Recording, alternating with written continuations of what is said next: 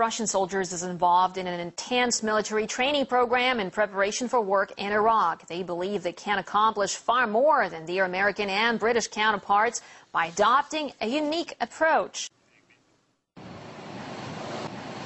This may seem like an intense action scene from a Hollywood blockbuster movie, but in fact it is realistic role-playing to prepare these men to work in Iraq. Before we send people there, we put them through some serious training. This includes psychological training and an educational program. In our classes, we even speak the way they speak in this particular region. If you can't master local slang, you can run into serious trouble sometimes. I firmly believe Russians can do a lot in the Middle East, and much more than our American and British colleagues. Local people treat us much better, both police and the opposition. We're there with a peaceful mission. We help rebuild power plants. These guys go through very specialized training, sometimes under very rough and intense conditions, but they're true professionals at what they do.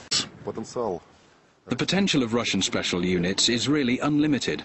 The reform, with all its mistakes, left a good number of skilled professionals without a job. And even though they have a soldier's background, one of their main strategies is a unique form of diplomacy. We establish a good relationship not only with the Americans and the British, but with Iraqi police and the National Guard as well. To be frank with you, even with opposition forces. In such a region, it's important to find a common language with people. Considers their mission a peaceful one, making every attempt to restrain from using force, even under stressful conditions. It's hard when you're driving and you're tense and all of a sudden you see a boy running across the street ahead of you with a plastic bag. You can't help it. You get scared. You don't know if it's just a boy or a terrorist. You don't know what's in his bag. That is too hard. The most important thing is not to panic, not to pull the trigger.